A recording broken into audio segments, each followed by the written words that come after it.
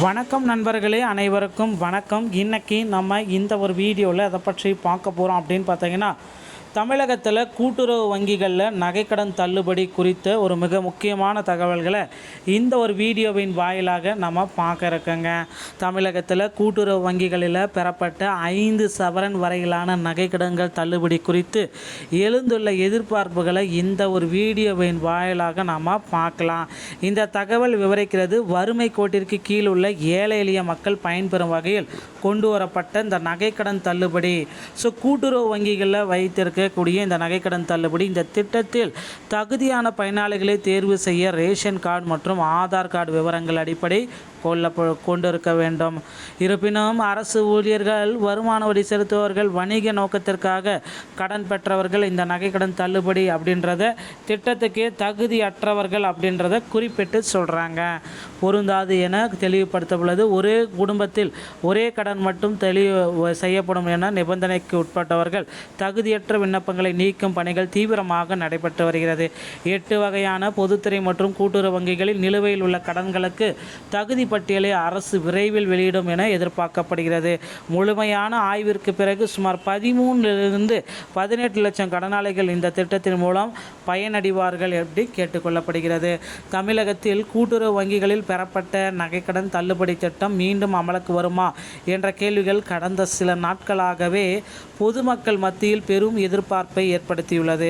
குறிப்பாக பொருளாதார சுமையால் தவித்து வரும் நடுத்தர மற்றும் ஏழை எளிய குடும்பங்கள் இந்த திட்டம் மீண்டும் நடைமுறைக்கு வருமா என்ற நம்பிக்கையுடன் காத்திருக்கின்றனர்.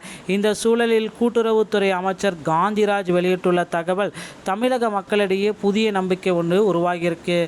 முதல்வர் விஜய் அவர்கள் இந்த தேர்தலில் வெற்றி பெற்று ஆட்சியை பிடித்ததனால கூட்டுறவு வங்கிகளில் வச்சிருக்க நகைக்கடன்களை முதல்வர் விஜய் அவர்கள் மக்களுக்கு கண்டிப்பாக தள்ளுபடியை வழங்க இருக்காரு அப்படின்ற மாதிரி தகவல்கள் அனைத்துமே போயிட்டுருக்குங்க.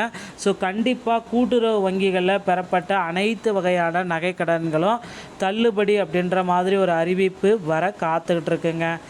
மக்களை பார்த்திங்கன்னா அதிகபட்சம் 5 சவரன் அல்லது அதற்கு குறைவாக அடகு வைக்கப்பட்ட நகைகளுக்கு மட்டுமே தள்ளுபடி பொருந்தும். உண்மையான ஏழை எளிய நடுத்தர மக்களின் பொருளாதார ரீதியாக முன்னேற்ற வேண்டும்னா அந்த நகைக்கடன் தள்ளுபடியை கொடுக்குறாங்க. பெறப்பட்ட மொத்த நகைக்கடன் விவரங்கள் 48 லட்சம்.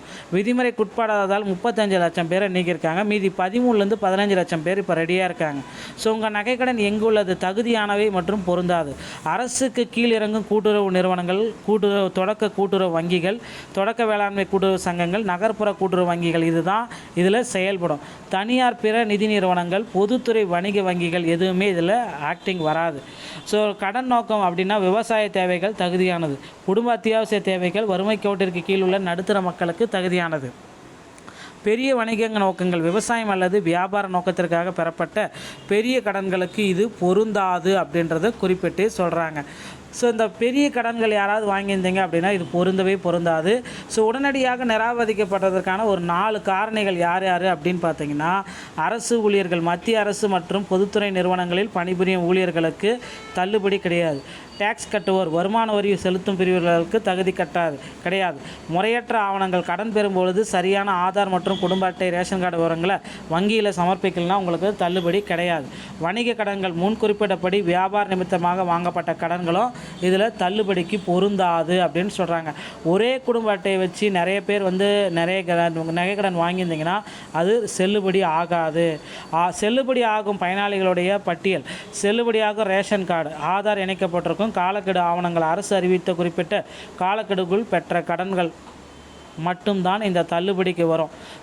இப்போ பார்த்திங்கன்னா நிலை என்ன அப்படின்னா, கணினி பகுப்பாய்வு மூலம் தரவு பகுப்பாய்வுகள் 48 லட்சம் கடன்கள் சரிபார்க்குறாங்க. 13 15 லட்சம் பட்டியல் தயாரிக்கும் பணி முதலமைச்சர் வரை அதிகாரப்பூர்வ ஜிஓ விரைவில் வெளியிட்ட உடனே நமக்கு தள்ளுபடியை கொடுக்க போகிறாங்க.